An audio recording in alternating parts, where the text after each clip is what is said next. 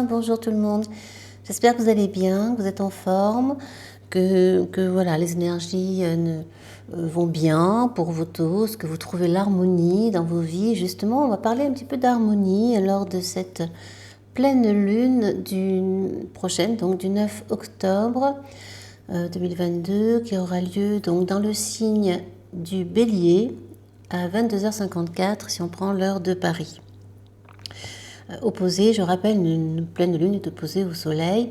Alors, ils sont l'un donc est dans le signe du Bélier et le soleil dans le signe de la Balance. Il est en chute dans le signe de la Balance. C'est-à-dire que l'ego est moins fort, on recherche, on se met un petit peu en retrait, on est dans le collectif, on cherche l'équilibre dans le signe de la Balance. On cherche la justice, on cherche à trouver le meilleur moyen d'être bien, de trouver cette sérénité avec tous, on va éviter de faire des vagues, et on est dans l'alter ego de la Balance en face.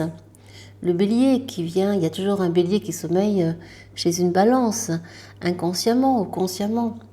Et donc cette pleine lune en Bélier vient justement mettre l'accent sur ce qui est sous-jacent en fait. Oui, c'est une bonne chose de chercher l'équilibre, c'est une bonne chose de chercher l'harmonie autour de soi, vis-à-vis de soi, dans ses émotions, de trouver d'être diplomate, etc., de peser le pour et le contre pour éviter de prendre des décisions trop hâtives, trop virulentes, trop spontanées.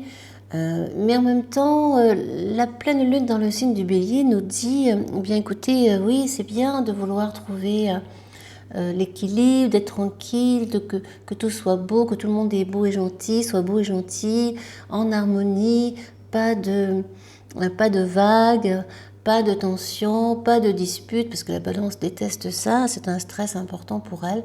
Eh bien, mais dans la pleine lune, avec cette pleine lune en Bélier, on nous dit, ben oui, c'est bien tout ça, mais à un moment donné, il y a des décisions à prendre et il y a des choses qui doivent se dire, qui doivent se faire de manière un peu plus irréfléchie. On est sur un signe de feu, le Bélier donc, et qui est gouverné par Mars.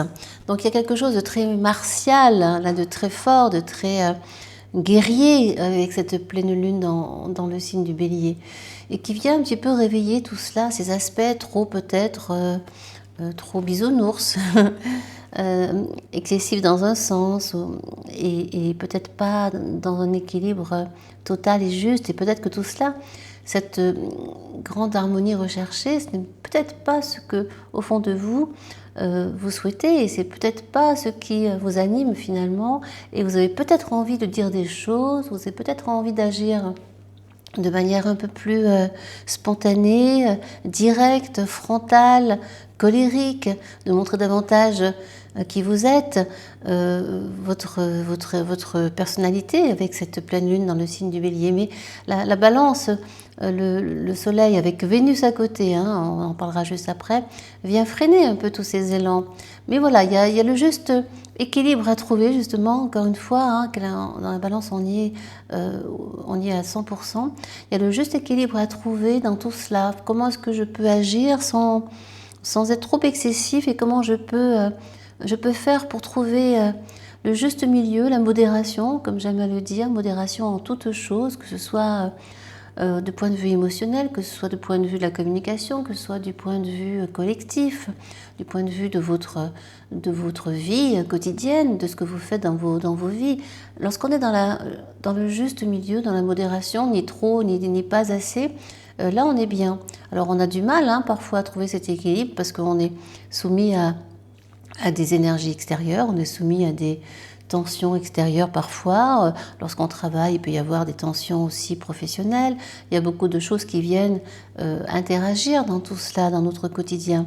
Mais l'idéal serait là de trouver le juste équilibre. Et cette pleine lune vient mettre en lumière cela. Voilà. Comment est-ce que je peux trouver le juste milieu, la sérénité, la paix intérieure, en étant dans ma pleine conscience, en étant convaincue que ce que je fais est juste, eh bien voilà, c'est chacun peut se poser la question pour soi, envers soi-même, pour aller dans cette direction en fait et permettre de vous sentir bien dans ce que vous faites, ni frustré, ni avec des regrets, ni angoissé, ni stressé, de trouver un moyen comment dire, de faire les choses, de dire, d'agir, tout en étant en accord avec vous-même. Voilà, ça c'est le plus important, hein. Il y a Vénus dans le signe de la Balance. Alors comme Vénus est dans le signe chez elle en Balance, donc forcément, eh bien ça vient rajouter ce côté harmonieux, ce côté relationnel qu'on a besoin, diplomatique, qu'on a besoin ici de développer, de mettre en lumière, parce que la Vénus, c'est aussi ça, c'est aussi la beauté, c'est le relationnel, c'est la douceur, c'est l'amour, bien évidemment. On va peut-être avoir envie de retrouver une harmonie amoureuse, hein, dans son couple, dans sa relation. On a envie d'adoucir un peu, d'arrondir les angles, d'adoucir le quotidien. On va peut-être avoir envie de plaire davantage à l'autre, tout en étant un petit peu, comment dire, audacieux ou audacieuse. Il peut y avoir, voilà, c'est plusieurs aspects comme ça qui peuvent être mis en avant. On peut avoir envie d'exprimer les choses, de dire les choses de manière spontanée, tout en y mettant les formes. Voilà, parce que Vénus à côté de conjoint pratiquement au Soleil, ça nous amène tout cela, ce côté doux et vraiment très tranquille, cette recherche d'équilibre et de bien-être, hein, parce que c'est aussi le bien-être, hein, Vénus, sont peut-être les soins. Vous aurez peut-être envie de faire un massage, de recevoir un massage plutôt, ou de donner un massage aussi, hein, à l'autre. Voilà, il y a quelque chose qui vient un petit peu nous chercher dans notre recherche d'harmonie et sur la manière dont on peut le mettre en action, en avant, comment est-ce qu'on peut agir pour le bien de chacun et pour soi déjà en premier, hein. On ne peut pas agir pour l'autre si on n'a pas commencé par soi-même. Ça c'était important. Nous avons à côté, pas très loin, Mercure, bon encore assez loin, hein. Mercure qui est dans le signe de la Vierge, là bon ça titille, ça pinaille, ça vient décortiquer un petit peu tout. On peut avoir du mal à dire les choses, on peut se sentir dévalorisé, dévalué. On peut avoir des pensées un petit peu de perte de confiance en soi, de perte d'estime de soi.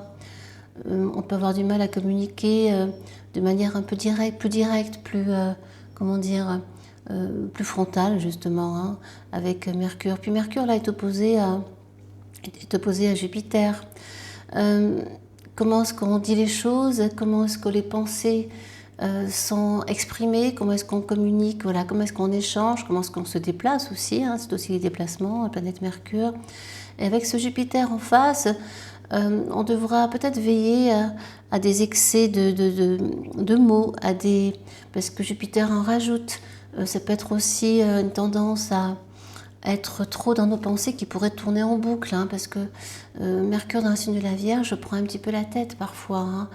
Les pensées sont virulentes, elles sont récurrentes et elles ne s'en vont pas facilement, même si c'est un signe de terre, mais c'est quand même le plus mental des signes de terre, hein, le signe de la Vierge. Et ce Mercure vient rajouter donc cette notion de pensée, de mental, d'intellectualisation de tout, mais aussi de fait de vouloir pinailler sur tous les détails de la vie, on peut avoir envie de penser à nouveau notre quotidien, de réfléchir à tout cela, comment est-ce qu'on peut organiser de manière très détaillée notre vie, notre foyer, mais aussi comment est-ce qu'on peut prendre soin de soi. En tout cas, il y a une réflexion qui est menée ici avec Mercure dans le signe de la Vierge. Mais attention de ne pas rentrer trop dans les détails et de ne pas se dévaloriser. Voilà, de rester toujours, de prendre confiance, de continuer à garder la confiance en soi, de la développer. même si c'est parfois difficile pour le signe de la Vierge, qui aurait vraiment tendance à se mettre en retrait. Là, on vous dit, bah, allez-y, avec Jupiter en face, qui vient un peu bousculer tout cela. Jupiter dit, ben voilà, montre-toi, montre qui tu es, exprime-toi, dis les choses, même si ça ne plaît pas toujours, quitte à ne pas être aimé par tout le monde. C'est un peu la crainte aussi de la Vierge, qui aurait tendance à vouloir plaire à beaucoup de gens et qui est prête du coup à se sacrifier pour cela, à se mettre vraiment en arrière, hein, et à laisser l'autre prendre le dessus, l'ascendant sur elle. Voilà, et donc cette planète Jupiter qui est opposée à Mercure. Jupiter, c'est vraiment la recherche aussi de la justice, hein, bien sûr, hein, entre autres. Et dans le signe du Bélier, c'est très feu, c'est très spontané, comment dire, c'est assez frontal, c'est assez direct, ça peut être colérique aussi, hein. Il peut y avoir des colères qui bouillonnent en soi. Dans le signe de la Vierge avec ce Mercure, c'est des pensées un peu récurrentes comme ça qui viennent vous perturber, vous stresser et qui auraient peut-être besoin de sortir, d'être exprimées. Vous verrez comment ça résonne pour vous, pour chacun. Selon bien sûr chacun a un thème différent, ça ne parlera pas à tout le monde. Pour ceux qui sont du signe de la Vierge et qui ont Mercure en Vierge, ça pourrait vraiment vous poser interrogation, du moins. En tout cas, là, c'est mis en lumière avec cette pleine lune qui vient révéler, qui vient montrer, éclairer tout ça. Il pourrait y avoir des excès aussi, des excès au niveau des addictions. On pourrait être addict, plus addict de, quelle que soit l'addiction en question, avoir du mal à se détacher de cette addiction et être en colère par rapport à ça, ne pas culpabiliser par exemple, parce que on prend une direction qui n'est pas celle qu'on souhaiterait prendre au fond de soi, mais on la prend quand même parce on a une forme d'addiction, de dépendance par rapport à ça. Il peut y avoir des dépendances par rapport à nos pensées. On peut dépendre aussi de l'autre, de la décision de l'autre, qui peut être un peu plus, si la personnalité de l'autre est plus béliesque, j'invente un mot, un côté plus bélier, plus frontal, plus direct, eh bien ça va venir prendre le dessus sur vous. Il sera question encore de trouver la justice dans tout cela et de vous positionner correctement sans perdre pied, sans stress. Nous avons également ce Mars, la planète Mars qui se retrouve dans un carré hanté entre Neptune et Mercure. Bon, ce n'est pas un carré totalement exact, mais bon, peu importe. Il est quand même là. Donc Mars, c'est la planète, bien sûr, hein, de la guerre, de l'action, des jeunes, du dynamisme, etc. Et c'est vrai qu'elle est dans le signe des Gémeaux. Elle va y rester un certain temps. Je n'ai toujours pas fait ma vidéo sur ça. Ça ne saurait tarder, je pense. Mars en Gémeaux. Bien, la jeunesse peut être mise en lumière ici. Il peut y avoir des prises de parole, des prises de conscience, un besoin de forts échanges entre les jeunes, entre eux, d'envie de se réunir, de faire des grandes assemblées, de partager, d'être dans quelque chose d'assez insouciant dans le signe des Gémeaux. Et puis en même temps, il y a beaucoup de curiosité, une envie d'aller voir ce qui se passe ici, d'aller voir ce qui se passe là, de voyager, parce que Mars, dans l'action, dans le signe des Gémeaux, c'est beaucoup la curiosité, le voyage, entre autres, hein, on a envie on est curieux de tout, en fait, hein. Il y a vraiment cette envie d'agir pour plus de collectif aussi. On est avec les autres, hein, dans le signe des Gémeaux, on aime les autres. Il y a quelque chose d'assez superficiel, bon, peut-être, mais peu importe. En tout cas, il y a cette envie, ce besoin d'avoir de nouvelles aussi, de se réunir, mais d'avoir aussi de nouvelles idées, de nouveaux projets, tous ensemble, d'en parler, d'échanger. Alors, la crainte dans le signe des Gémeaux pourrait être que cela reste qu'au niveau de la pensée et que ça ne se mette pas en place Euh, bon, mais après, c'est possible qu'à un moment donné, vous ayez ce petit déclic qui vous dise, bon là maintenant, c'est pas le tout d'y penser, maintenant j'agis, je fais les choses. Parce que c'est vrai que Mars est pris là entre Neptune, bon, qui est dans voilà, illusion, désillusion. Après, elle est rétrograde, la planète, donc on voit un peu plus clair dans tout ce qui nous entoure, dans tout ce qui est près de soi, vis-à-vis des autres, vis-à-vis de ce qui se passe ailleurs. On est un peu plus, on est moins dans le brouillard, certainement. On voit plus, on voit plus clairement. Le brouillard s'est dissipé d'une certaine façon. Et cette planète entre Neptune, l'intuition aussi, l'altruisme, le collectif à nouveau, hein, surtout dans le signe des poissons, elle est chez elle. Ici, dans le signe des poissons, eh bien, on est tourné vers les autres davantage là. On a envie d'agir pour que le monde aille mieux, que le collectif aille mieux, que la communauté aille mieux, que la Terre aille mieux, parce que voilà, nous avons aussi de l'autre côté carré à Mars, bien Mercure, on vient d'évoquer Mercure. Mercure, c'est encore les pensées, tout ce qui est mental, l'apprentissage. On peut avoir envie de se reconvertir, d'essayer autre chose, un nouveau métier. On peut être dans cette recherche-là. Il s'agira de poser en fait concrètement toutes ces pensées, parce qu'effectivement, entre Neptune qui est dans l'eau, dans les eaux profondes, Mercure qui est dans le signe, certes, de la Vierge, mais qui est un signe très mental, hein, quand même. Mais bon, là, on va être davantage dans les détails, dans la concrétisation des pensées, mais dans des petites choses du quotidien, hein. On va être vraiment davantage dans les petites étapes qui vont apporter après l'étape ultime.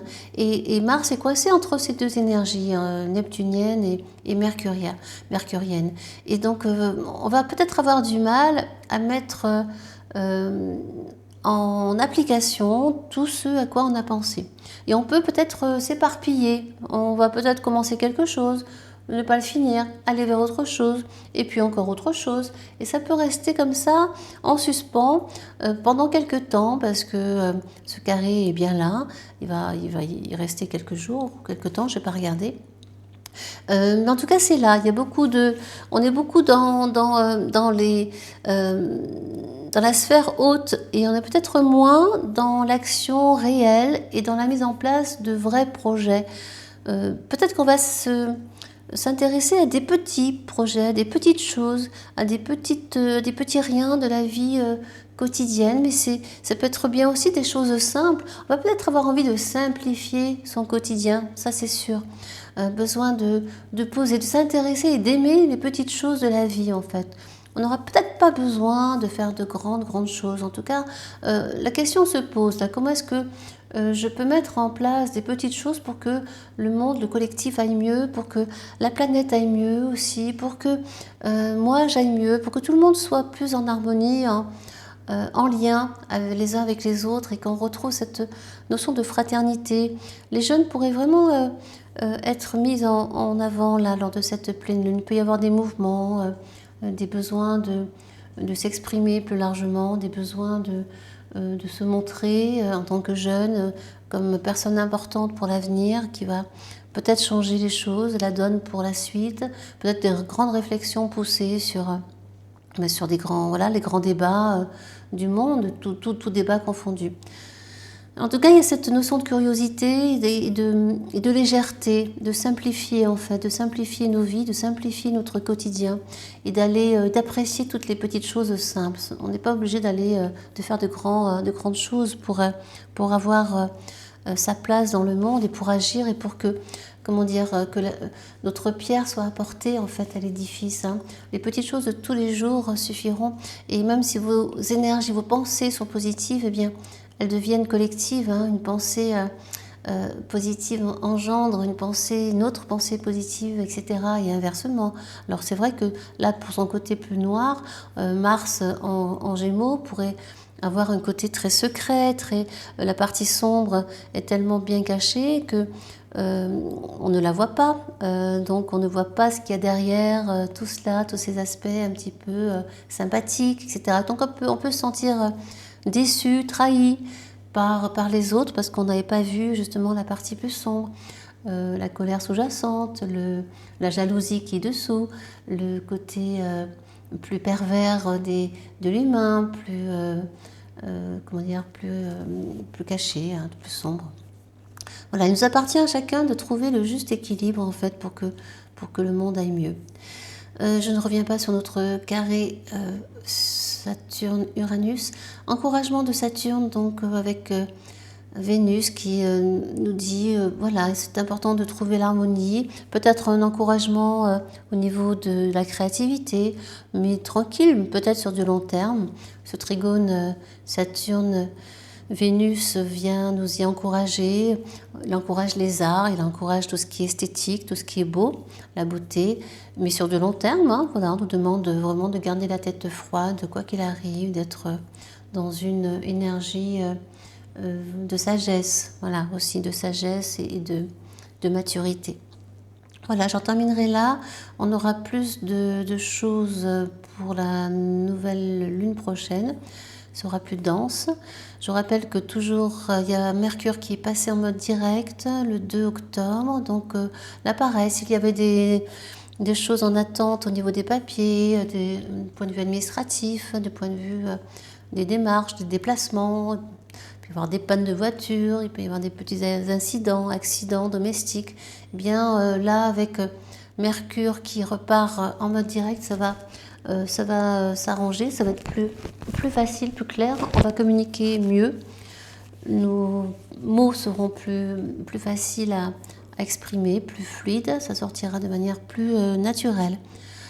Voilà, bon, écoutez, c'est une bonne chose. Et donc les autres planètes sont encore rétrogrades. Ah oui, non, il y a Pluton qui passait en mode direct. Je n'ai pas vu quand, là, récemment, je crois.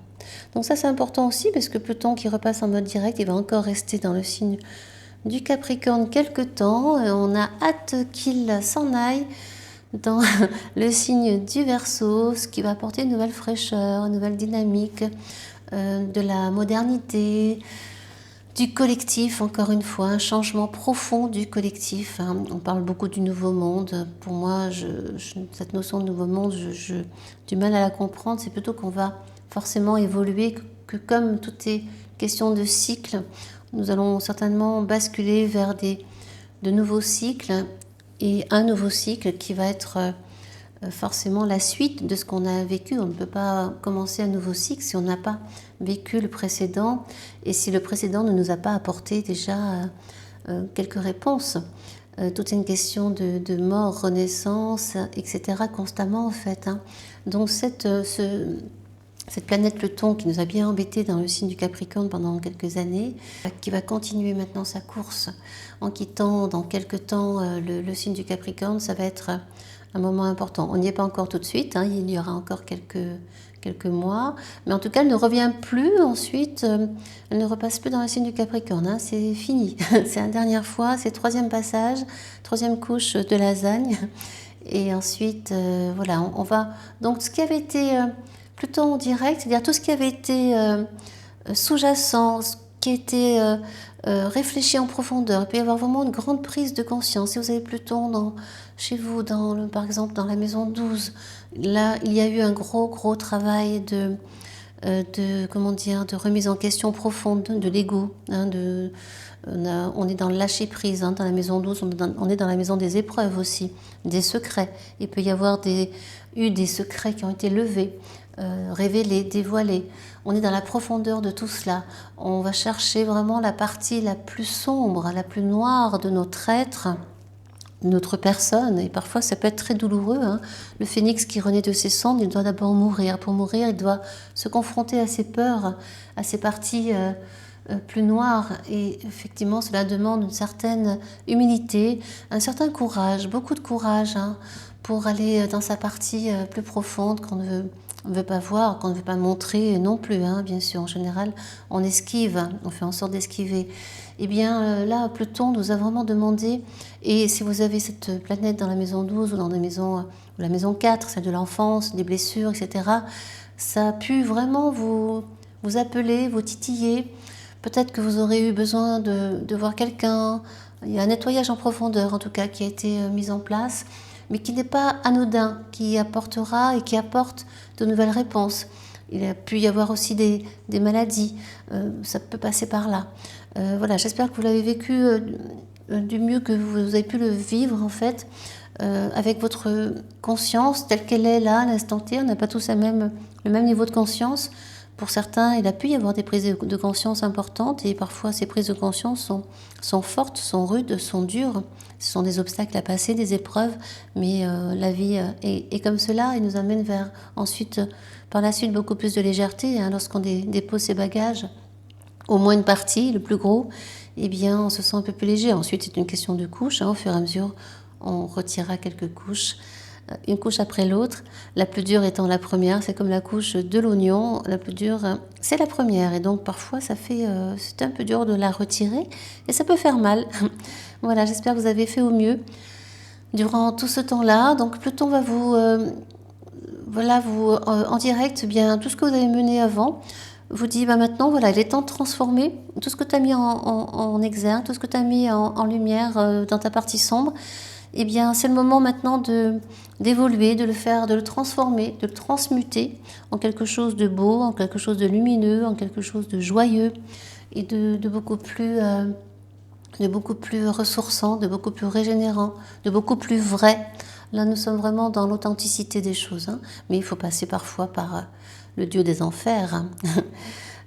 Hadès. Donc voilà, en tout cas, moi, j'ai terminé pour aujourd'hui. J'espère que vous allez bien et surtout, si vous avez besoin, envie que je fasse un sujet particulier, je pensais faire des sujets sur un thème méditatif, sur la méditation, certains sujets comme l'ego, la mort. J'avais écrit quelques textes. Si cela vous intéresse, eh bien dites-le moi en commentaire. J'aurai plaisir à le mettre en avant, à le faire. Merci à tous pour votre attention et prenez grand soin de vous comme d'habitude et de votre être profond, véritable, de votre moi véritable et beau. À bientôt, au revoir.